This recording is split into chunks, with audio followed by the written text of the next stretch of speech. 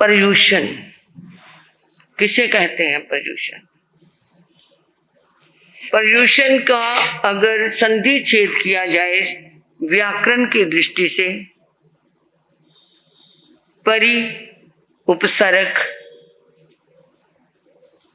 अस धातु लगाने से और अन्न प्रत्यय इसके अंदर संधि इनकी करने से ये बनता है पर्यूषण, यानी परिवसन। चारों तरफ जो हम फैले हुए हैं मन से, शरीर तो एक जगह है, हम मन से जो चारों तरफ फैले हुए हैं उन सबको चारों तरफ से उसे समेट करके अपने समीप लाना। हम बाहर रह रहे हैं, आओ अपने घर में चलते हैं। पर घर फिरत बहुत दिन बीते, लौट के आजा निज घर माही। पर घर में जाते जाते रहते रहते बहुत समय बीत गया, अब तू अपने पास आ जा। शत्रुओं के बीच में कब तक रहेगा? शत्रुओं के बीच में रहते शांति है? शत्रु हमारे कौन से हैं?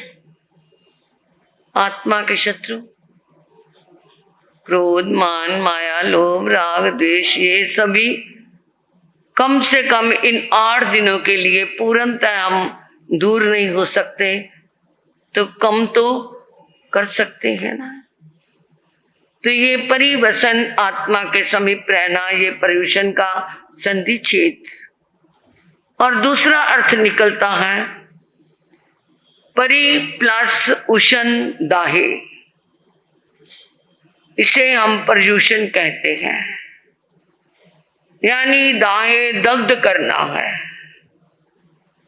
अपने इन 8 दिनों में तप के द्वारा, जप के द्वारा, साधना के द्वारा, सेवा के द्वारा, दान के द्वारा हमने अपने कर्मों का दग्ध करना है, जलाना है। जो दाना दग्ध हो जाता है, जल जाता है, वो द्वारा बोया नहीं जाता। जला हुआ दाना खेती पैदा नहीं कर सकता। तो जो कर्म हम क्या करेंगे, दग्ध कर देंगे पर्यूषणों के अंदर, वो दोबारा हमें क्या नहीं करेगा, कर्मों की खेती हमारी दोबारा पैदा नहीं करेगा। तो ये है पर्यूषण का ये अर्थ। और पर्यूषण क्या है? पर्यूषण है क्या? क्योंकि ये भारतीय संस्कृति क्या है, हमारी पर्वों की संस्कृति है। आए दिन त्योहार होते हैं, कोई भी ऐसा जो नहीं है आज ये है वो है। लौकिक त्योहार भी मनाते हैं और अलौकिक त्योहार भी मनाते हैं, लोकोत्तर त्योहार। जो लौकिक पर्व है उनके मनाने के भी कई कारण होते हैं। कुछ पर्व तो भय के कारण मनाए जाते हैं, डरते हैं लोग कौन से, जैसे नाग पंचमी है, अगर नाग की पूजा ना करी तो वो क्या करेगा, डस लेगा। शीतला की पूजा करते हैं, अगर क्या है देवी को नहीं मनाया तो क्या है, बच्चों को क्या निकल आएगी, माता निकल आएगी। ये सब क्या है, कहने की बातें हैं, ये भय के कारण मनाते हैं। वैसे मैं पूछूं, ये शीतला की पूजा करते हैं, माता निकलती है, माँ बच्चे को जन्म देती है या बच्चा माँ को जन्म देता है? माँ देती है। फिर वो शीतला जो है या वो माता निकली, वो बच्चों को क्यों निकलती है? क्या बच्चों ने जन्म दिया? खून के अंदर तामसिक शक्ति ज्यादा बढ़ गई तो वो फोड़ों के रूप में बाहर, फुंसियों के रूप में बाहर आ गई, तो ये हम उसे कह देते हैं माता निकल आई। कोई ऐसी वो बात नहीं, ये डर के कारण मनाते हैं। मैं साधना भी देवी देवताओं की नहीं करती, परंतु ये थोड़ा मिथ्यात्व है। छोटे होते हमारे को, मेरे को माता निकली तो मेरे संसारी पिताजी इतने पक्के सम्यक्तों में थे, कहते कोई माता की पूजा करने नहीं जाना। माँ का तो दिल करता था इसे मंदिर में भेज दूं, जब माँ कुछ चढ़ाएगी इसकी ठीक हो जाएगी। कहते नहीं, डॉक्टर के भेज, 2-3 इंजेक्शन लगेंगे, ठीक हो जाएगा। तो ये मन की दृढ़ता होती है। ये मेरे से बीती हुई बात है। मैं 3rd क्लास में पढ़ती थी जब माता निकली, और बड़ी जबरदस्त निकली, परंतु उन्होंने कहीं पर हमें जाने नहीं दिया। वो संस्कार कहाँ से मिले हमें? ये संस्कार बड़े देते हैं, इसलिए थोड़ा सा आप भी मजबूत हो जाना। नहीं तो क्या करते हैं, आप भी पूजा करते हैं ना माता की, करते हैं, परंतु थोड़ा सा सोच लेना। ये पर्व हमें कहते हैं, ये लौकिक भय के कारण आप इस त्योहारों को मनाते हैं, और कुछ लोभ के कारण मनाते हैं, जैसे दिवाली है, लक्ष्मी पूजा है, राखी आदि। आजकल क्या हो गया, ये लोभ के कारण, चाहे इसके पीछे ऐतिहासिक कहानी है, परंतु फिर भी क्या है, भाई के बांधने जाएंगे, कम से कम हमें ये तो मिलेगा, वो मिलेगा, वो मिलेगा। त्योहार लोभ के कारण मनाने लग गए। और कुछ मनोरंजन के कारण मनाते हैं, जैसे होली, दशहरा आदि खेल लेंगे। गुरु पर्व जैसे रामनवमी है, गुरु नानक जयंती है, महावीर जयंती है, ये क्या है, हमारे गुरु पर्व है। और राष्ट्रीय पर्व 15 अगस्त और 26 जनवरी है। परंतु जो लोकोत्तर पर्व है, ये जरूरी नहीं जैन में ही होते हैं, हम मनाने का ढंग अलग अलग है।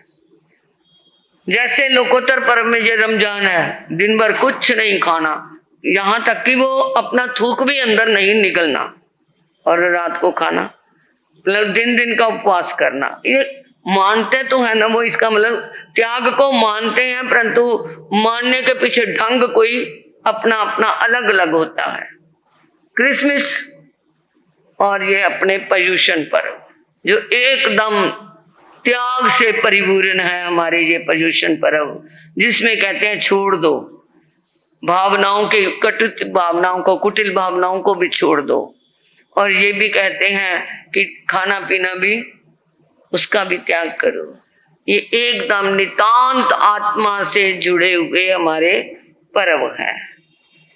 और अब ये है कि ये 8 ही दिनों में क्यों मनाए जाते हैं और इन दिनों में क्यों मनाए जाते हैं। इसमें आता है एक चौमासा जिस दिन शुरू होता है, और एक चौमासा जिस दिन समाप्त होता है, और एक होली चातुर्मास, और चौथे ये पर्युषण के दिन। इन दिनों में जो देव हैं वो अष्टानिक महोत्सव करते हैं नंदीश्वर द्वीप में जाकर के। वहां जाकर के वो क्या करते हैं, महोत्सव करते हैं तप त्याग का। तो जब वो नंदीश्वर द्वीप में आते हैं, जाते हैं, और इधर हमारे क्या है, भरत क्षेत्र के अंदर क्या चल रही होती है पर्युषणों के दिनों में, और चौमासे की शुरुआत के दिनों में लोग कुछ ना कुछ पर्युषण चौमासे में भी क्या करते हैं, आराधना करते हैं, जाप भी चलता है, तप त्याग भी करते हैं, और पर्युषणों में तो लगातार जाप चलता है। तो जब देव आते हैं, जाते हैं, तो जब वो अपने कहीं पर उनका अवधि ज्ञान से देखा, ओ यहाँ पर तो इतनी आराधना हो रही है, तो हो सकता है किसी की सच्ची आराधना पर वो देव क्या हो सकते हैं, प्रसन्न भी हो सकते हैं। तो इसलिए ये क्या है, 8 दिनों में ये पर्युषण मनाए जाते हैं।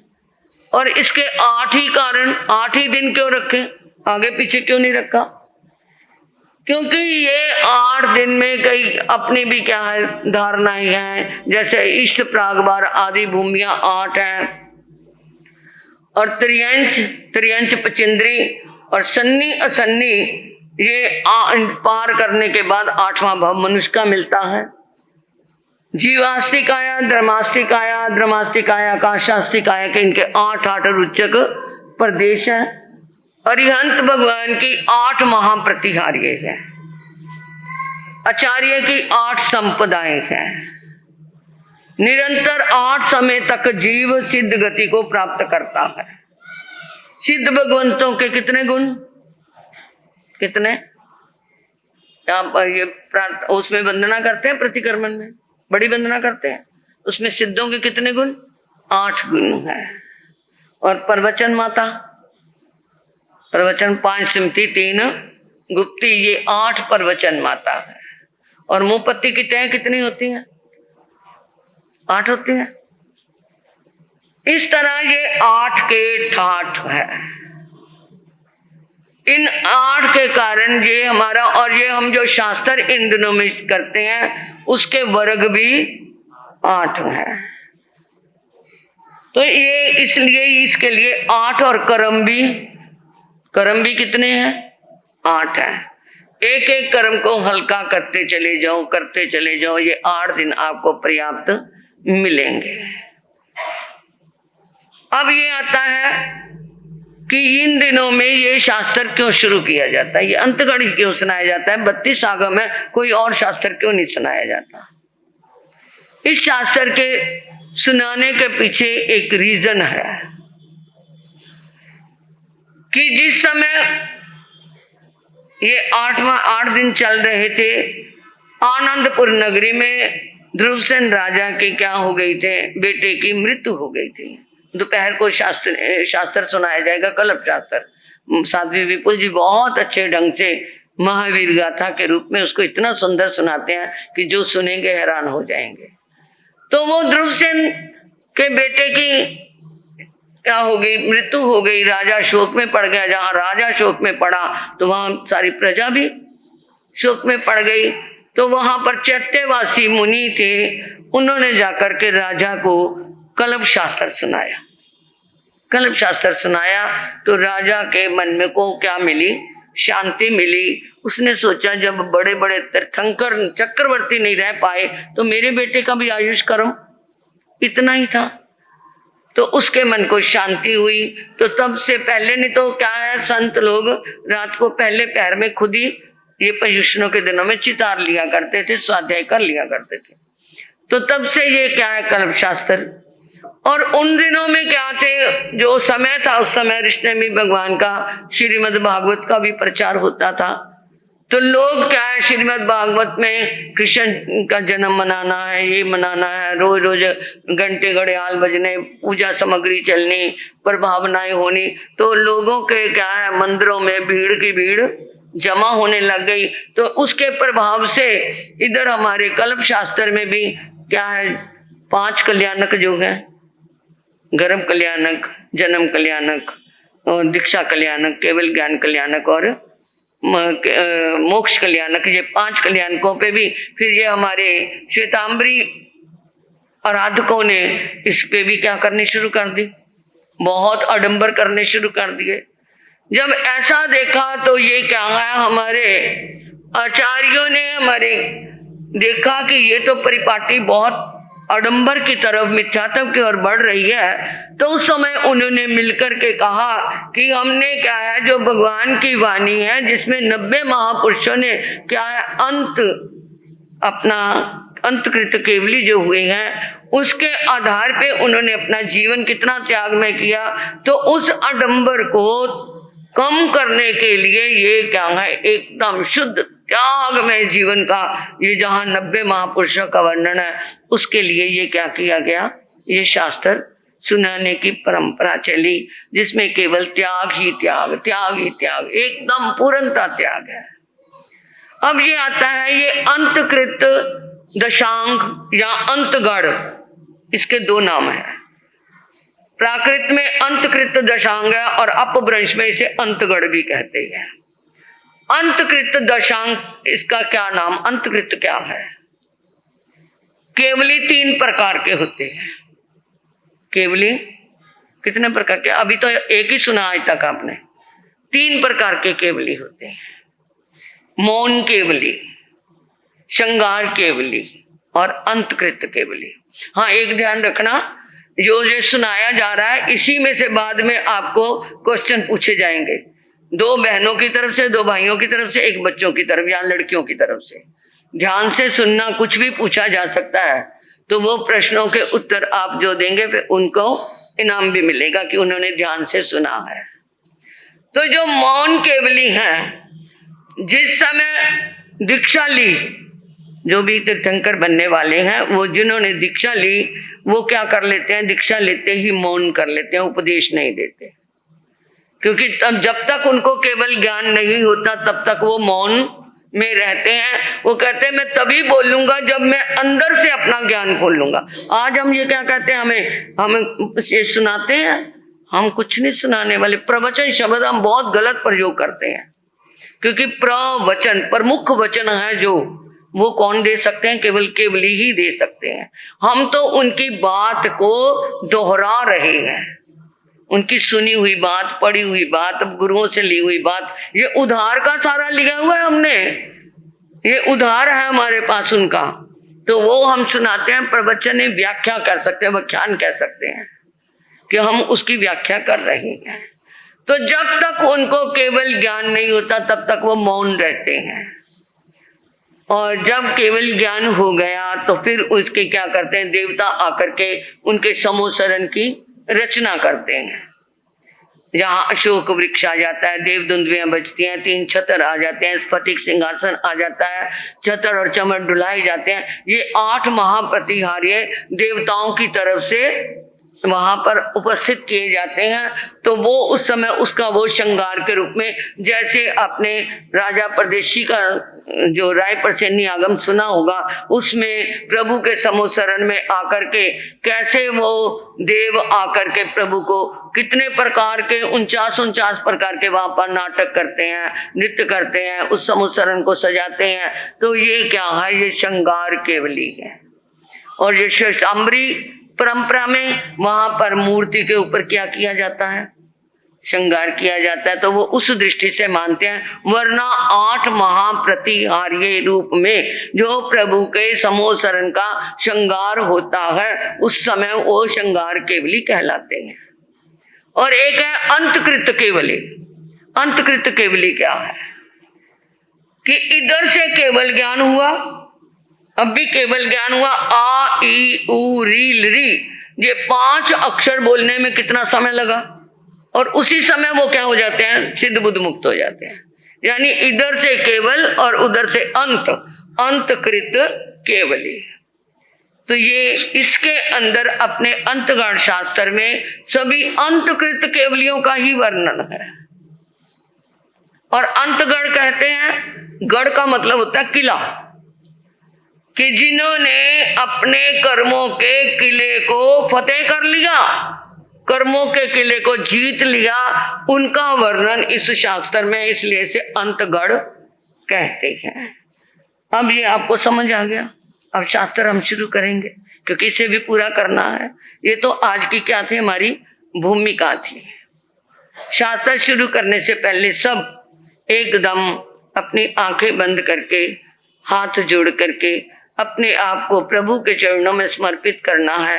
प्रभु आपकी दी हुई वाणी हम सुनने जा रहे हैं, तो इसके लिए इच्छा कारणं संधिसः भगवन, बोलो इच्छा कारणं संधिसः भगवन, इच्छा कारणं संधिसः भगवन, इच्छा कारणं संधिसः भगवन। प्रभु आपकी आज्ञा लेकर के ये शास्त्र हम शुरू कर रहे हैं। तो ये शास्त्र के लिए, ये शुद्ध आराधना के लिए जो कोई गलती हो जाए उसके लिए हम क्षमा याचना चाहते हैं। मूल वाणी आपको साथ साथ में अर्थ भी कराया जाएगा।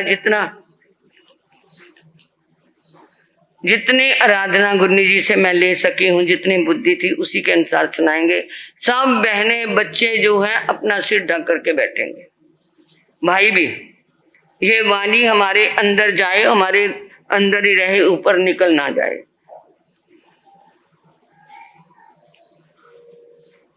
ऊपर से अपने लेके आओ, जिनके पास दुपट्टे नहीं है, सिर ढक करके बैठेंगे।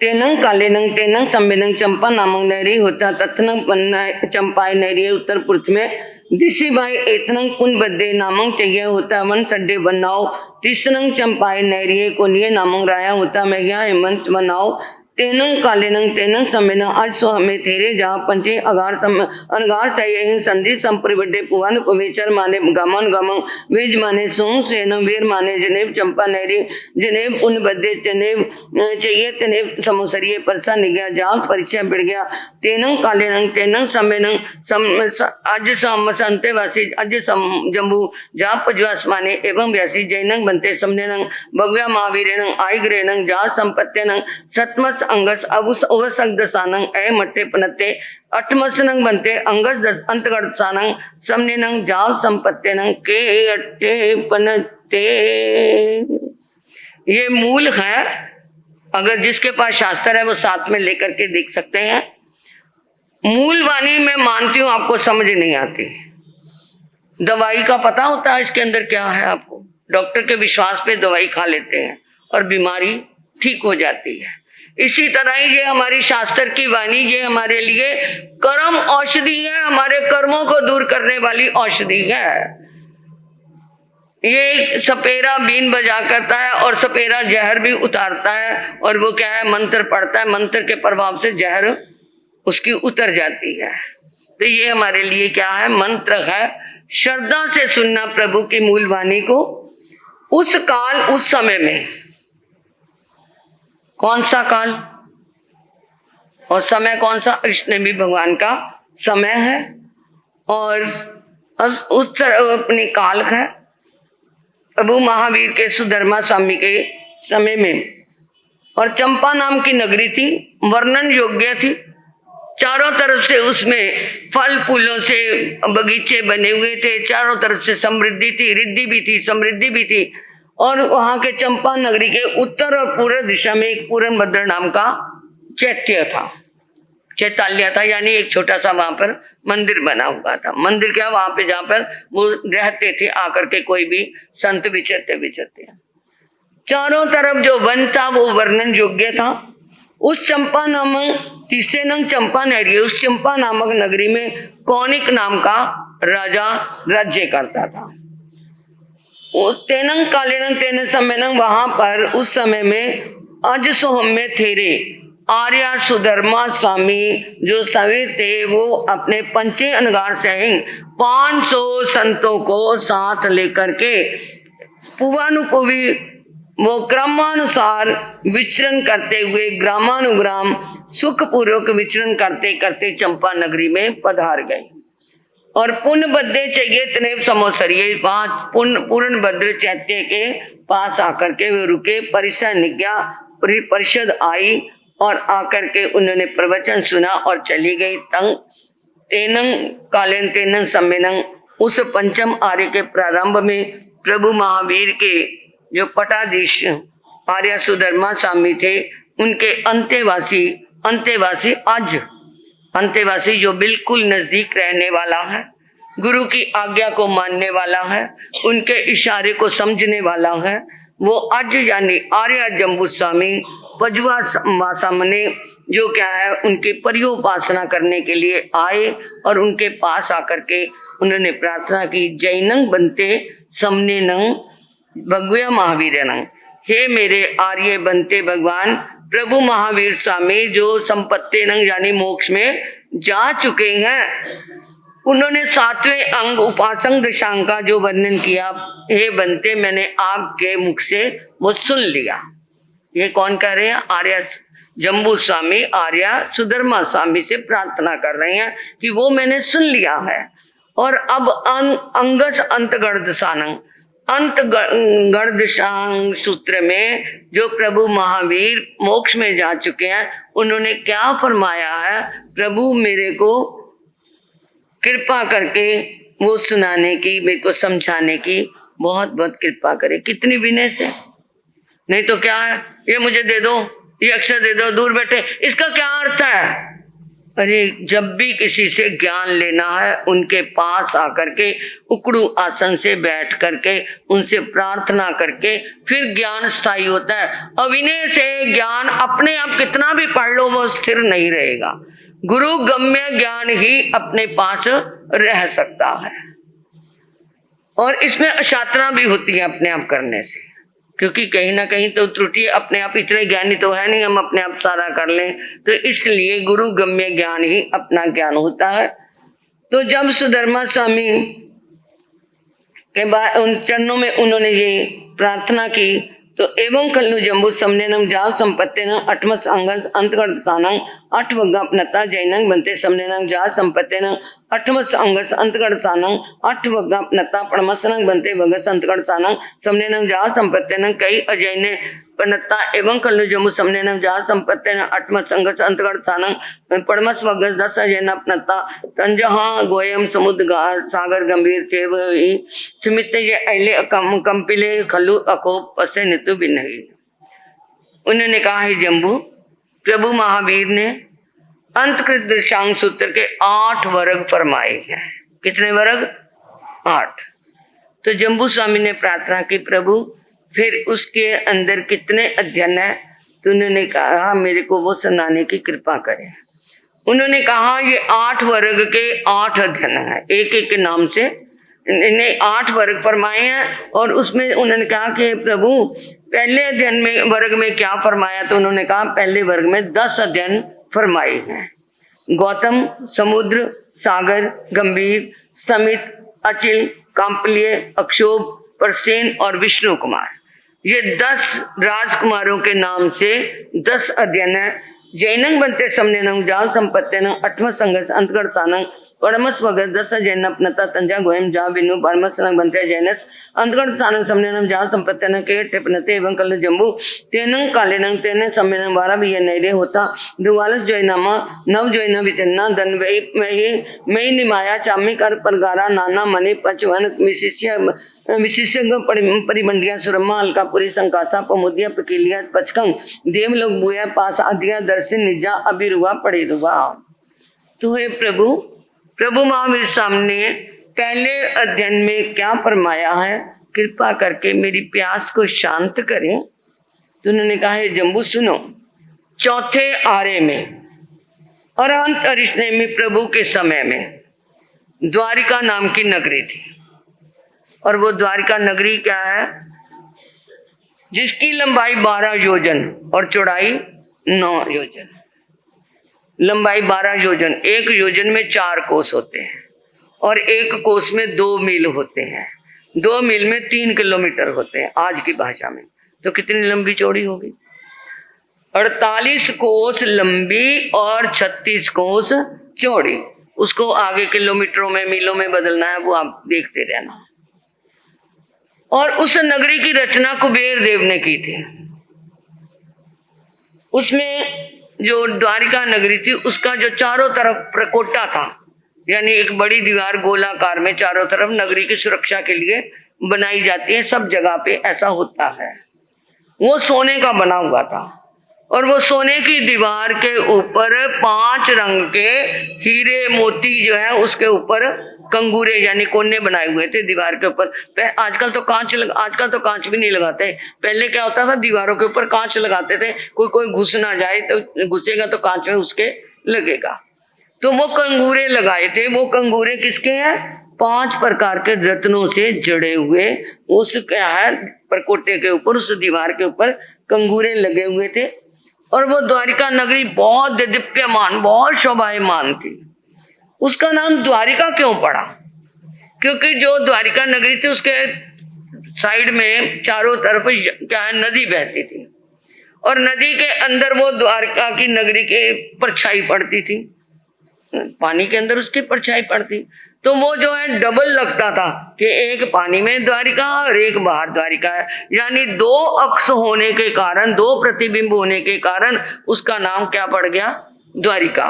और दूसरा कारण बताते हैं, उसमें द्वार बहुत थे। द्वारिका में द्वार बहुत बनाए हुए थे। किसी भी द्वार से क्या है, कोई साधु आए, कोई बाहर का विदेशी आए, तो वो किसी भी द्वार में से जाए तो वो सीधा क्या है नगरी में अंदर चला जाता था, इसलिए इसका नाम द्वारिका भी रखा गया। तो ये अपने नाम को 16 अन्य सिद्ध कर रही थी। 30 नंग 12 भैया नरिये भैया उत्तर पुरुष में दिशी भाई इतना रेभय नामो पवय होता बन्नौ तत्नंग रेभय पवन नंदन बने नामो उजानंग होता बन्नौ सुरपिय नामो जखाय तने होता पुराने तैन से एक वजन सड्डे परिकिते अशोक परवाई तत्न 12 भैया नरिये कन्या नामो वासुदेव राया परिवेश भैया राय बन्नौ सेनंग तत् समुद्र विजय पमुखानंग दसनंग दसरानंग बलदेव पमुखानंग पंचनंग महावीरानंग पजुन पमुखन अदुठान कुमार कोडियन संभ पमुखन सठिये दुदंत साहिनं मेसन पमुखन चपनाय बाल वंग साहस्यन वीर सेन पमुखन एक विसाय वीर सहस्यन उगे सेन पमुखन 16 संग्राय सैन्य रूपनी पमुखन 16 सन देवी साहस्यन अनंग सेना पमुखन अनेकन गन्या साहस्यन अनेसिंग पहुयं बहुनं इसिरंग जाव सत्वान 12 वैय नरिये अद पारसय से मनताय समर्थ सहाय बच्चन जा भेद। और उस द्वारिका नगरी के ईशान कोण की तरफ, इसका मतलब देखो ज्योतिष को अपना जैन धर्म भी मानता है। ईशान कोण को जो भी शुभ कार्य किया जाता है ईशान कोण में किया जाता है। तो इसका मतलब मानते हैं परंतु उसके पिछू नहीं बनना, कि ये है तो वही है, हाँ ये शुभ चीजें हैं, जो शुभ काम करना है ईशान कोण में कर लो। तो ईशान कोण में रहमत नाम का पर्वत था और उस पर्वत पे नंदनवन नाम का एक बगीचा था। उस बगीचे में सुरप्रिय नामक का एक यक्ष का बहुत बड़ा प्राचीन स्थान यक्षायतन बना हुआ था। चारों तरफ विशाल वनखंड था, अनेक वृक्षों की छटा लहरा रही थी और उसी समय द्वारिका नगरी में जो थे कृष्ण वासुदेव का राज्य चल रहा था। वो 3 खंड के मालिक थे और समुद्र विजय आदि एक दूसरे से समता रखने वाले 10 राजा थे उनके पास। मतलब यहाँ पे वासुदेव की जो बाह्य रिद्धि है उसका वर्णन किया गया है। और वो 10 राजा समुद्र विजय जी जैसे जिसका कोई मुकाबला नहीं कर सकता था। बलदेव आदि की तरह 5 महापुरुष थे। प्रद्युम्न बड़ा और 3.5 करोड़ कुमार ऐसे उनके पास थे। महासेन आदि 56,000 साहसिक योद्धा थे उनके पास। वीरसेन आदि 21,000 वीर पुरुष थे और 16,000 मांडलिक राजे थे। जैसे चक्रवर्ती के 32,000 होते हैं, आदि रिद्धि इनके वासुदेव की होती है। तो 16,000 मांडलिक राजा थे। रुक्मिणी आदि 16,000 कृष्ण महाराज की रानियां थी और नृत्य कला में प्रवीण अनंग सेना आदि नर्तकियां थी और बाकी बहुत सारे सेठ धन धान्य से परिपूर्ण साहूकार समृद्धिशाली द्वारिका नगरी में रहते थे। और कृष्ण महाराज का अर्ध भरत में बेताड़गढ़ी पर्वत तक उनका ये राज्य था। 3 खंड के मालिक थे। ये उनकी रिद्धि का वर्णन है, कितना कुछ था उनके पास। तत्नंग 12 नैरिये अंदंग वन्नी नामंग राया परिवेश मैया मंत्र वनौ तत्न अंदंग वन्नी से रन्नो दारनी नामंग देवी होता वनौ तत्न से दारनी देवी अन्य कह तंसी तारसी सैनी जनसी एवं जहाँ मामले सुमनी सनंग कहनंग जम्मंग बाल तनंग कलावजे जौवन पहनी गहना कंत्य पसाय भोगाय नवरंग गोइम नामे नंग अठनंग राय भर कन्नानंग एक दिवसेनंग पनी गेवांती अट्ठाओ दाऊ। और उसी द्वारिका नगरी में एक अंधक वृष्णि नाम का जमींदार रहता था और राजा के उसे जमींदार राजा की क्या जागीरदार जो था वो उसकी धारनी नामक रानी थी। एक दिन वो सो रही थी और पिछली रात्रि में सुबह के अंतिम प्रहर में उसने एक शुभ स्वप्न देखा कि एक शेर आकाश से उतरता उतरता उतरता था मेरे मुंह में प्रवेश कर गया है। और उसने उस स्वप्न को सोचा कि शेर जैसा मेरे यहाँ वीर बालक होने वाला है। 9 महीने 10 दिन बीत जाने पर उसने एक बेटे को जन्म दिया और वो क्या है, उसका नाम गौतम कुमार रखा गया। जब वो युवा हुआ उसकी 5 ढाई माताओं से उसका पालन पोषण सब कुछ अच्छी तरह किया और जब वो युवा हुआ तो उसके विवाह 8 कन्याओं से, एक नहीं 2 नहीं 8 लड़कियों के साथ उनका विवाह किया गया और 8 करोड़ का दहेज, एक एक क्या है लड़की के पियर वालों से 1-1 करोड़ का दहेज। उस जमाने में कितना हो गया, 8 करोड़ दहेज आया। आप कहोगे महाराज जी फिर दहेज के लिए आप क्यों बोलते हो, उस समय भी तो चलता था, परंतु नहीं। अब देखना ना, वो आप तो उसको लेकर के एफडियां बना ली, ये कर लिया वो कर लिया, परंतु उन्होंने उसका क्या किया। ऐसा करना है तो बेशक ले लेना, जैसे उन्होंने किया ऐसा करना है तो ले लेना, परंतु ये नहीं कि उस समय था तो हम भी ले। परंतु आज हम कैसे हैं, आज तो मांग के लेते हैं, मांगते हैं ना कि नहीं।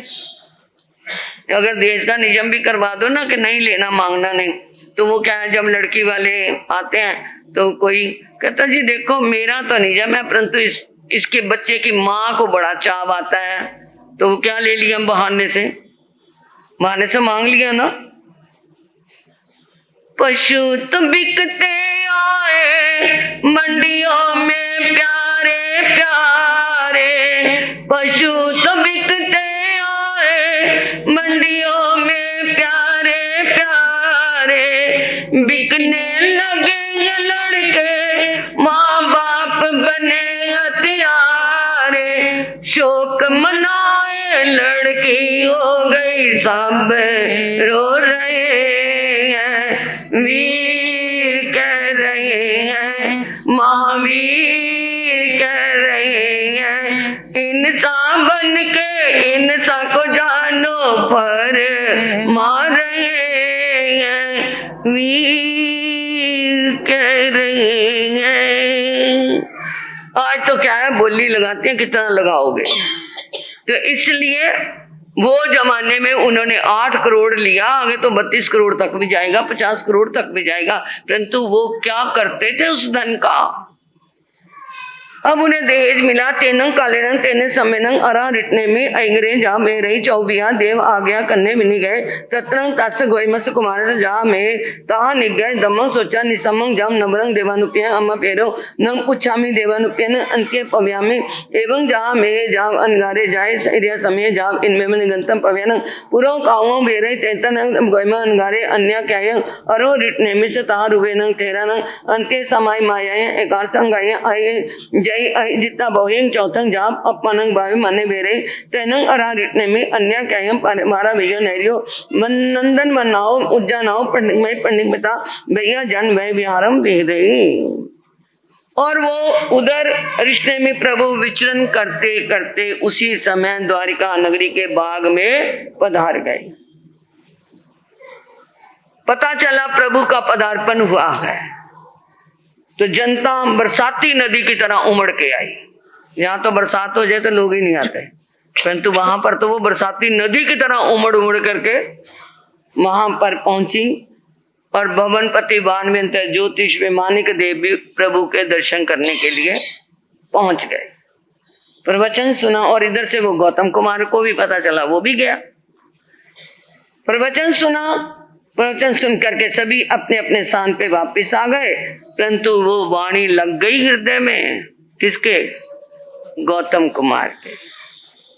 आकर के प्रभु से कहता, प्रभु वाणी सुनाई है तो इस वाणी को मैंने हृदय में धार लिया है, अब तो इन चरणों में जगह दे दो, आज्ञा जरूरी है।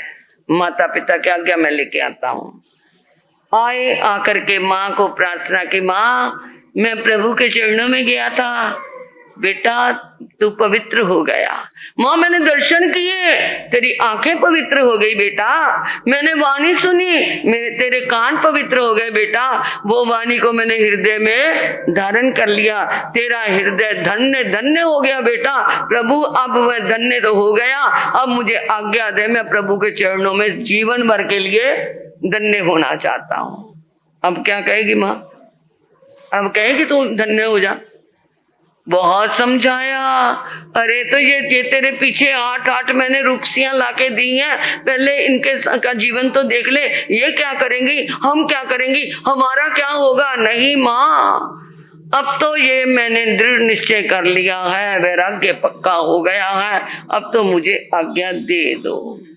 बहुत तरह से समझाया, बहुत तरह से मनाया, प्रलोभन भी दिए, परंतु वो टस से मस नहीं हुआ। इतना पक्का वैराग। और फिर उन्होंने क्या की, उनकी दीक्षा दे दी। जब ना माने, वो जब समय इतना कठोर नहीं होगा, जो समझाने पे समझ जाते थे, परंतु आज के जमाने में तो कई बार बड़ा मुश्किल होता है। अब उनको क्या बना दिया, साधु बना दिया। 5 समिति 3 गुप्ती की आराधना करते हुए अब वो क्या विचरण करने लगे। उस गौतम अनगार ने छोटे समय में ही, थोड़े से समय की दीक्षा थी कि वो स्थविर मुनियों से उन्होंने सामायिक से लेकर के 11 अंग तक क्या है ज्ञान संपादन किया और विभिन्न प्रकार की तपस्याएं की और आत्मानंद में लीन रहने लगे। और एक दिन उन्होंने नंदन वन से विहार करके देश विदेश में विचरण करते हुए प्रभु अन्यत्र पधार गए।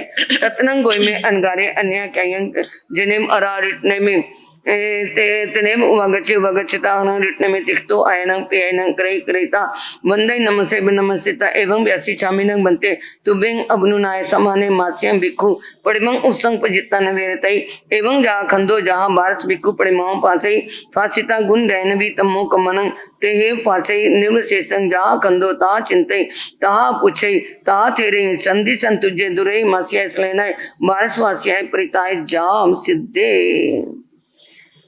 एक दिन गौतम मुनि के अनगार के मन में आया और वो प्रभु के चरणों में आकर के अपने संकल्प को बताया। 3 बार वंदना की, विनय पूर्वक कहता, प्रभु मेरी इच्छा है मैं मासिक भिक्षु परिमा तप करूं और मैं उसको करने के लिए आपसे आज्ञा मांग रहा हूं।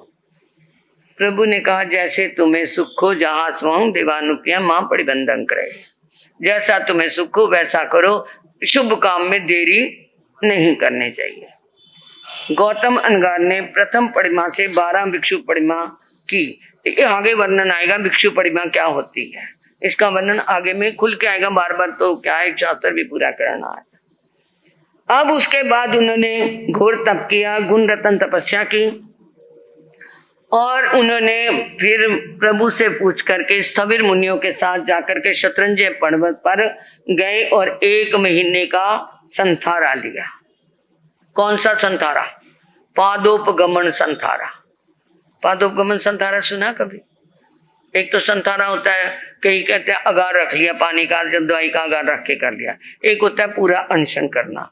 एक पादोपगमन संथारा ये होता है, पादप का मतलब होता है वृक्ष, वृक्ष की शाखा टूटी और टूट के जहां पर गिर गई वहां से दोबारा इधर नहीं हिलना उधर नहीं, जैसे वो शाखा पड़ी हुई है ऐसे ही वो जिस करवट से संथारा लिया उसी में पड़े रहना। सीधे लेटे हुए लिया तो सीधे लेटे रहना, मतलब जिस तरह से उन्होंने लिया वैसा ही पड़े रहना, जैसे वो शाखा गिरी तो फिर वहीं पड़ी हुई है। तो उन्होंने वो क्या है संथारा लिया और 1 महीने का संथारा आया। अंतिम समय में सभी कर्मों को नष्ट करके वो सिद्ध बुद्ध मुक्त हो गए। बोलिए गौतम अनगार की। एवं कल जम्मू समने जान सपते अठमस अंग संतगढ़ ताना पड़म मगस पड़म अजैन से मट्टे पनते एवं जहाँ गोयम तहाँ से बन्नी पिया धारनी माता समुद्रे गंभीरे सागरे गंभीरे थिमिये अले कंपिले अखोबे पसे नहीं बिनुए एवं एक गम्मा पड़मो भगो 10 अजैना पनता। तो हे जम्बू, प्रभु महावीर ने अंतगढ़ सूत्र के पहले वर्ग के पहले अध्ययन का ये वर्णन किया है। इस प्रकार ही दूसरे अध्ययन में समुद्र कुमार का, तीसरे में सागर का, चौथे में गंभीर का, 5वें में समित का, 6ठे में अचल का, 7वें में कांपिल्या का, 8वें में अक्षोक कुमार का, 9वें में प्रसेन कुमार का, 10वें में विष्णु कुमार का। इस तरह इन सभी की कथा गौतम कुमार की ऐसे ही जन्म हुआ, ऐसे ही लालन पालन हुआ, ऐसे ही 8 कन्याओं के साथ शादियां हुई, ऐसे ही प्रभु की वाणी सुनी, वैराग्य आया, दीक्षा ली और ऐसे ही क्या है स्थविर मुनियों के साथ शतरंजय पर्वत पर 1 महीने का संथारा आया। इस तरह ये सभी क्या थे? नमो के पिता का नाम वन्नी माता और धारणी देवी थी और जो प्रसेन और 10वें में विष्णु कुमार का, इन सब की कथा इनके समान है और ये सभी एक ही माता के बेटे थे। इस तरह ये पहला वर्ग संपूर्ण हुआ। दूसरा वर्ग बहुत छोटा है, 9.5 तक हमने करना है तो ये हम कर लेते हैं क्योंकि ये शास्त्र को करना बिल्कुल छोटा सा है। जैनंग बत्ते समने जान संपत्ति सतमस वगस मठे पनते दोचस वगेनंग वगस अंतगढ़ तानंग समने जान संपत्ति कहिए जैन पनता एवं कल जम्बू समने जान संपत्ति 8 जैन पनता तंजा खूब सागरी कलु समुद्र मेहमत अचल नामे जे धरनाय पूर्णे जे अभिचंदे जे 8मय तेनंग कालेनंग तेनंग समयन 12 में ये नैरिये बन्नी पिया धारनी माया जहाँ पड़मो बगो तहाँ संबे 8 जैना गुण रहतन तबो कमन 16 भाषाएं परियाओ संतुजे मस्याय सलेनाय जाओ से विद्ये एवं कल जम्बे समने जा संपत्ति 8मस वगस अंगस दोचस वगस ए मठे पनते। प्रभु अंतगढ़ सूत्र के पहले वर्ग में जो आपने वर्णन किया वो मैंने हृदयंगम किया। अब दूसरे वर्ग में कितने अध्याय हैं तो उन्होंने कहा से जम्बू सुनो। दूसरे वर्ग में अशोक सागर अक्षोभ सागर समुद्र हिम्मत अचल धरण पूर्ण अभिचंद ये 8 अध्ययन है और इनके क्या है वैसा ही वर्णन क्रम पूर्वक इनके एक एक के नाम से एक एक अध्ययन का वर्णन है। और अनंत ऋषि में प्रभु के अंधक ऋषि नाम के जागीरदार के रूप में वो राज्य करते थे। धारणी उनकी माता थी, पत्नी थी और अक्षोभ सागर समुद्र ये 8 बेटे उनके थे। इन 8 कुमारों ने प्रभु ऋषि के उपदेश से दीक्षा धारण की, गुण रतन संवत्सर तप किया और अनेक प्रकार की बड़ी और छोटी तपस्याएं करते हुए 16 साल तक चरित्र पालन किया। केवल 16 साल की दीक्षा उन्होंने पालन की और वे मुक्ति को प्राप्त हुए। जैसे गौतम कुमार का वर्णन है वैसे ही इनका वर्णन है अब ये दूसरा वर्ग क्या हुआ, समाप्त हुआ।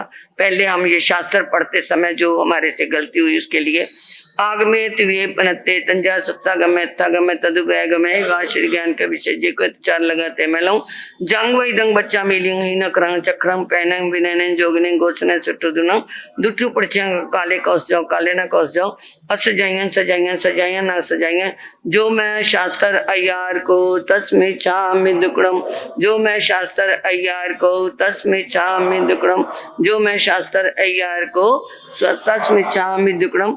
आगम तीन प्रकार के हैं, मूल आगम, मूल पाठ, सुत्तागम में अर्थागम में अर्थ करना और तदुव्यागम में मूल और अर्थ दोनों करना। तो ये तीनों आगम आज हमने ये किए। इनको पढ़ते समय इधर का शब्द उधर बोला गया हो, उधर का शब्द इधर बोला गया हो, घोष से रहित बोला गया हो, घोष से सहित बोला गया हो, अक्षर मेल करके बोला गया हो, हीन अक्षर बोला गया हो, उच्च अक्षर बोला गया हो, काल में ना पढ़ा गया हो, अकाल में स्वाध्याय की हो, स्वाध्याय के समय अस्वाध्याय और स्वाध्याय के समय स्वाध्याय की हो। पढ़ते सुनते चितारते हुए इसके अंदर जो भी मेरे से अविनय साधना हुई है उसके लिए मैं तस्मै छामि दुक्कड़म, तस्मै छामि दुक्कड़म। अब इसके अंदर किसका वर्णन आया, चंपा नगरी का। चंपा नगरी में मैंने पहले कहा शास्त्र पूरा करे उसके, चंपा नगरी का कैसे कैसे स्थापना हुई, चंपा नगरी की स्थापना क्यों हुई कि जो कौनिक था जिसे अजात शत्रु भी कहते थे, जिसको कोई जीत ही नहीं सकता था, और उसके जिसको कौनिक भी कहते हैं। कौनिक इसलिए कहा गया क्योंकि जिसकी एक उंगली कटी हुई थी, इसलिए उसका नाम कौनिक कौनिक पड़ गया। कहीं उसके कुनिक कुनिक थे, कौनिक बन गया। और उसने देखा कि ये क्या है, ये 10 भाई थे। उसने अपने पिता को देखा कि ये क्या है, बूढ़ा हो चला है, हमें राज्य देता ही नहीं है, अकेला ही राजगद्दी का मालिक बना हुआ है। तो उसने अपने 10 भाइयों को अपनी तरफ सिखा करके अपनी तरफ कर लिया कि मैं तुम्हें क्या है 10 को थोड़े थोड़े राज्य दूंगा और मैं राजा बनूंगा। तो वो कहते ठीक है। वो उसने कौनिक ने क्या किया, अपने पिता को जेल में बंद कर दिया, सिक्सों के अंदर कटघरे में बंद कर दिया, और 2 रोटी और थोड़ा सा नमक और 1 सुराही पानी की उसके लिए रख दी। बस यही मिलेगा बुड्ढे, बहुत देर भोग लिया तुमने राजपाट, अब हमारा समय है तो अपने हाथ से नहीं दिया तो हमने ले लिया। और आप क्या बन गया, राजा बन गया। परंतु वो अपनी माँ का बहुत मात्र भक्त था कौनिक, माँ को हमेशा प्रसन्न देखना चाहता था। और वो जब राजा बन करके माँ के पास आया तो माँ ने के चरणों में बैठ के वो वंदना करने लगा। तो माँ ने क्या है, मुंह फेर लिया। माँ, तुझे मेरा राजा बनना अच्छा नहीं लगा, तुझे खुशी नहीं हुई मैं राजा बन गया? कहती धिक्कार है तेरे जैसे बेटे को। क्या हुआ माँ? अरे जिस पिता ने तुझे जीवन दान दिया उसी पिता को तूने कटघरे में बंद किया। तुझे सुनाऊं, जब तू मेरी गर्भ में आया था 3रे महीने मेरे एक संकल्प पैदा हुआ था, दोहद कहते हैं उसे, दोहला भी कहते हैं। प्रत्येक गर्भवती के क्या है 3रे महीने कोई संकल्प आता है, कोई ध्यान देता है, कोई नहीं भी देता, परंतु वो तो क्या थी, सुविज्ञा थी। तो उसने क्या, उसको दोहला ऐसा आया कि मैं अपने पति के कलेजे का मांस खाऊं। तो वो तो अंदर ही अंदर सोच के कांप गई, मैं अपने पति के लिए ये और ऐसी मांसाहारी में बन गई। ये इस गर्भ के क्या है, जीव का ही परिणाम है। ये जीव क्या है, मेरा अच्छा नहीं है। तो मैंने तेरे को मरवाने के लिए बहुत कुछ किया, मैंने कितनी दवाइयां खाई, तू मर जाए, गर्भ में ही खत्म हो जाए, परंतु तेरा जन्म लेना तेरा आयुष्य था। तो मैंने तो बहुत कुछ किया, और जब तेरा जन्म हुआ मैंने तेरे को क्या कर दिया था, बाहर रूढ़ी पे फिकवा दिया था कि बाहर फेंक दो इसको, जो क्या है जन्म से पहले ही पिता का हत्यारा है, उसको मैं नहीं रखूंगी। और उधर से तेरे पिता बाहर से सैर करके आ रहे थे और सुबह सुबह देखा रूढ़ी पे एक बच्चे के चिल्लाने की, रोने की आवाज आई, और उन्होंने उस बच्चे को उठा लिया, उठा करके घर लाए। तो सबको पता चल गया कि ये तो क्या है, फेंका था और ये ले आए। तब उन्हें बताया, कहते हैं क्यों ऐसे लाल को? कहती जो तुम्हारी हत्या का कारण बने, मेरे को उस बच्चे की जरूरत नहीं है। नहीं, कोई बात नहीं, ये अपना लाल है। और सुन, तेरे को जीवन दान ही नहीं दिया उन्होंने, तेरी उंगली के अंदर मुर्गे ने, तेरी छोटी छोटी कोमल कोमल उंगली थी, लाल लाल थी, जन्मते बच्चे की लाल, तो वो एक क्या है मुर्गा आया और उसने क्या है उसको कुछ समझ करके उसके अंदर चोंच मार दी। चोंच मारने से नवजात शिशु की उंगली कितनी कोमल होती है, तो उस चोंच मारने से उसमें क्या आ गया, जख्म बन गया, जहर पैदा हो गया, और उसके अंदर जहर पैदा होने से मवाद भर गई। अब वो मवाद के लिए वैद्य को दिखाया गया, वो कहता बच्चा दवाई खा नहीं सकता, इतना छोटा है, और इसको क्या है हम काट नहीं सकते, बच्चे की उंगली बहुत कोमल है। कोई व्यक्ति इसकी उंगली को मुंह में लेकर के इसकी पस को, मवाद को बाहर निकाल के फेंकता रहे तो ये उंगली ठीक हो सकती है। कोई तैयार नहीं हुआ, परंतु तेरे पिता ने अपने मुंह में उस मवाद को चूस चूस के बाहर निकाला, तेरे को स्वस्थ किया है। माँ, मेरे पिता मेरे इतने उपकारी थे। रोने लगा और वहां से मैंने बंद किया है, मैं ही उनको निकाल लूंगा। हाथ में वो क्या है कुल्हाड़ी लेकर के गया और सोचता है उन शिक्षों को मैं तोड़ूंगा। दूर से देखा सैनिक ने, अरे वाह, पहले तो बंदी किया था, अब मुझे मारने भी आ रहा है। कल को फिर भी उनके पिता का दिल कितना बड़ा है, क्योंकि लोग आजकल के शुरू से क्या है माँ के गुण गाते आए हैं, पिता की कुर्बानी को कोई नहीं देखता। माँ तो ये सोचेगी आज बच्चे को क्या खिलाना है, क्या बनाना है, और पिता सोचता है इसे जीवन में मुझे क्या खिलाना है और इसे क्या बनाना है। हमेशा क्या है पिता अपने से बड़ा बनाना चाहता है अपनी औलाद को। एक गुरु और एक पिता, दो ऐसे होते हैं जो अपने क्या है संतान को और अपने शिष्य को अपने से बड़ा देखना चाहते हैं।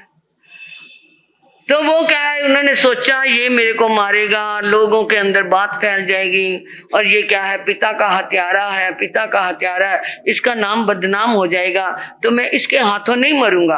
तो राजा लोग पहले क्या करते थे, अंगूठी जो पहनते थे उसके अंदर जहर रख लेते थे कि कोई शत्रु के सामने बाई चांस किसी समय मैं सामना ना कर सकूं, शत्रु के मारने से नहीं मरूंगा, मैं वो जहर चूस के मर जाऊंगा। तो उन्होंने देखा ये आ रहा है मुझे मारने के लिए, तो उन्होंने अपनी अंगूठी में से जहर निकाली और चूस ली और वो मर गए। अब तो कौनी का बुरा हाल हो रहा है, सिर पटक पटक के रो रहा है, मैंने कितना अनर्थ कर दिया, मैं कितना अधर्मी हूँ, मैं कितना पापी हूँ, मैंने अपने पिता को ही मार दिया। बहुत रोता है। अब उसका राजपाट में मन नहीं लग रहा।